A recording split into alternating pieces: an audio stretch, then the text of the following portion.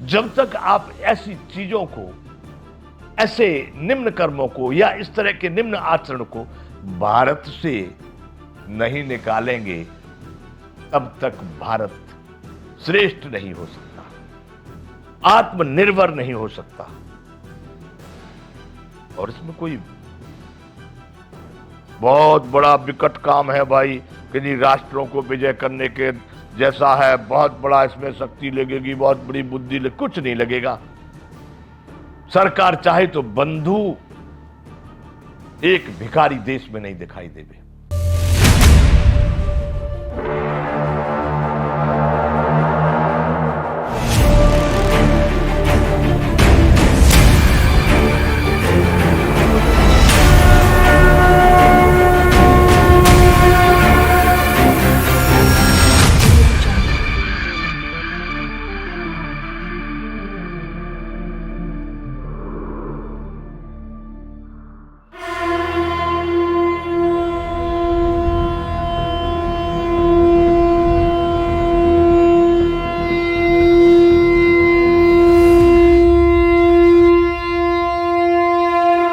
जय विश्व बंधु। भारत गाथा।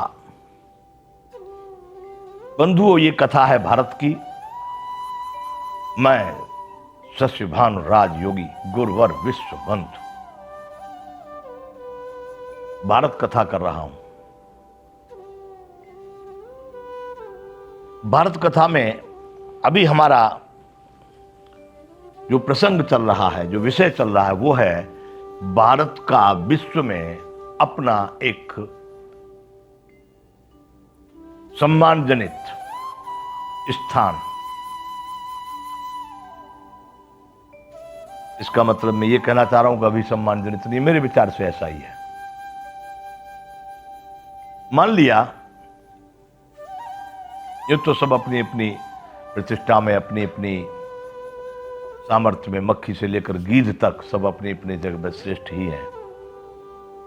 मैं बंधुओं चर्चा कर रहा था कि हमारे भारत की शासकों से लेकर के,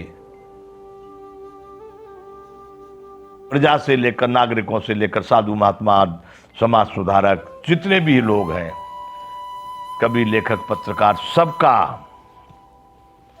मानना है विश्व गुरु भारत, सर्वश्रेष्ठ भारत, सबसे अच्छा भारत। तो मेरा भी यही मानना है, मेरा भी यही विचार है। वैसे तो अपने उस जगह पर पहुंच गए जहां कोई विचार होता ही नहीं है।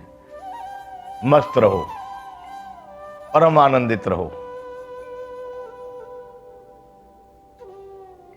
जब तक रहो, जैसे रहो,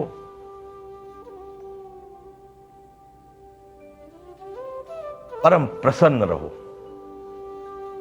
लेकिन शरीर का कर्म के बगैर कोई निर्वाह नहीं होता, इसलिए कर्तव्य कर्मों का आचरण करना ही श्रेष्ठ बात बताइए। तो बंधुओं, मैं ये चर्चा कर रहा हूं कि कैसे हम कहां हैं, हम कैसे मान लें कि ये अभी भारत जो है श्रेष्ठ भारत।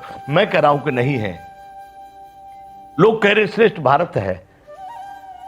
मैं इस कथा में यह बात बताना चाहूंगा, जिस जिस नगर में, सिटी, शहर में, जो भारत की दृष्टि से जाने माने, मैं जिस शहर में रह रहा हूं, यहां ये है गुजरात प्रदेश का सूरत सिटी। बंधुओं, या सूरत शहर में कभी भी जब मैं निकलता हूं तो किसी भी चौराहे पर, यदि आपको मेरी बात पर विश्वास न हो तो आप स्वयं आकर के, मैं जितनी बातें कहना चाह रहा हूं, कभी ऐसा हो सकता है कि किसी ने कहा हो, मैंने उसका परीक्षण न किया और बोल दिया। ऐसी कुछ बातें हो सकती हैं, क्योंकि देवताओं से भी भूलें होती हैं। परंतु जहां तक मैं बात कर रहा हूं, अपने बिल्कुल संतुलित, प्रमाणित और सही बात कर रहा हूं।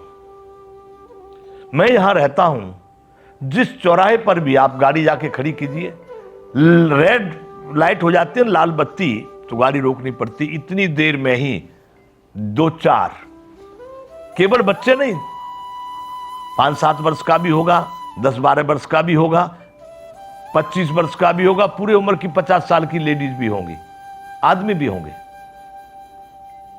मनुष्य और महिलाएं दोनों क्या करते हैं? आपकी गाड़ी खड़ी हुई, उन्होंने आके शीशा खटखटाया और रोने लगे।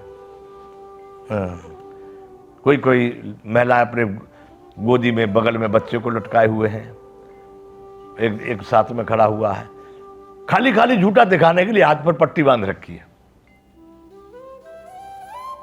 उनका आप दृश्य देखेंगे, आपका हृदय पिघलने लगे। देखो बेचारे कितने परेशान हैं, कितने गरीब हैं, इनको जो है ना कुछ देना चाहिए। मतलब वो क्या धंधा कर रहे हैं? भीख मांगने का। इसी को कहते हैं भीख। वो कोई दान के पात्र नहीं है, परंतु हमारे यहां तो एक से एक महापुरुष हो गए।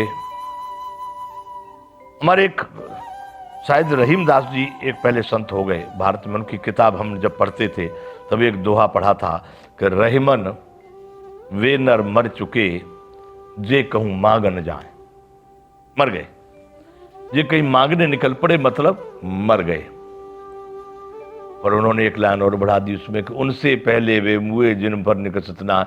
उनसे पहले जो दे भी नहीं पा रहा वो तो मर गया, मांगने निकला, लेकिन जो नहीं दे रहा है ना वो भी मर गया। अब क्या करना चाहिए अपने को?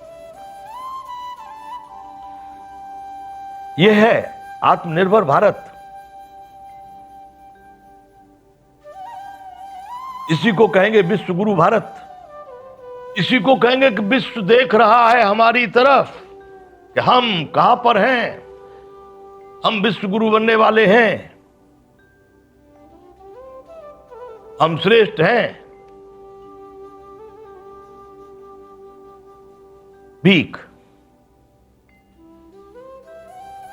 भारत में सबसे निकृष्ट या सबसे नीचा जो काम बताया गया, निम्न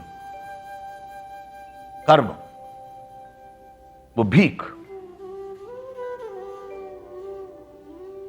आपकी गाड़ी खड़ी हुई, लाल बत्ती हुई, आपकी गाड़ी खड़ी हुई, उन्होंने आके खटखटाना शुरू किया। दो और बंधुओं, वो भीख इस ढंग से नहीं मांग रहे। एक तो एक स्थिति ऐसी होती है कि उसके पास कोई चारा नहीं, बेसहारा हो गया, बेबस हो गया, लाचार हो गया।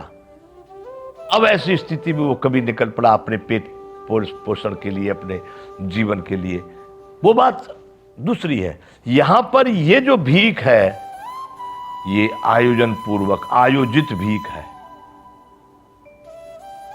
और भारत के लगभग सभी नगरों में, सभी बड़े बड़े शहरों में यही स्थिति है। क्या यही श्रेष्ठ भारत होगा? यही संपन्न भारत होगा? इसी को आत्मनिर्भर कहते हैं? बिल्कुल नहीं। इस तरह से चौराहे चौराहे पर भिखारी खड़े रहेंगे और ये भारत श्रेष्ठ हो जाएगा? मैं नहीं मानता। और बंधुओं में जितनी बातें करता हूं, या तो प्रजा की है, नागरिकों की, या फिर सरकार की। मेरा शब्द दो सही है। तो बंधुओं, मैं इस बात की चर्चा इसलिए कर रहा हूं कि हमारा भारत महान, मेरा भी विचार यही है। परंतु बंधुओं, जिनके अधिकार क्षेत्र में यह कार्य आता है, समाज के में आता हो,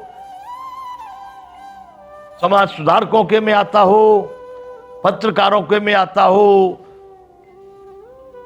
साधुओं के में आता हो, या शासनिक और प्रशासनिक अधिकारियों के, पदाधिकारियों के अधिकार में आता हो, या इन सबके अधिकार में आता हो, तो बंधुओं, जब तक आप ऐसी चीजों को, ऐसे निम्न कर्मों को, या इस तरह के निम्न आचरण को भारत से नहीं निकालेंगे, तब तक भारत श्रेष्ठ नहीं हो सकता, आत्मनिर्भर नहीं हो सकता।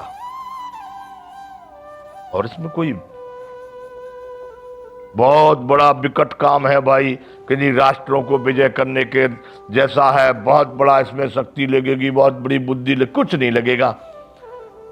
सरकार चाहे तो बंधु एक भिखारी देश में नहीं दिखाई देवे। कहां डाल रही है सरकार ये धन को? मैंने तो सुना है भारत की जो गवर्नमेंट है, सरकार, वो कर्जा बढ़ता जा रहा है, लोगों पे यहां टैक्स भी बढ़ता जा रहा है, और भी सब कुछ हो रहा है। कहते हैं गरीबों को, किसानों को, बुड्ढों को, महिलाओं को, फलाने को, सबको दान दे रहे हैं, अनुदान, सब्सिडी, पता नहीं क्या क्या कहते हैं। धन कहां जा रहा है? कैसे बनेगा आत्मनिर्भर भारत? ये चर्चा हम जारी रखेंगे। जय विश्व बंधु।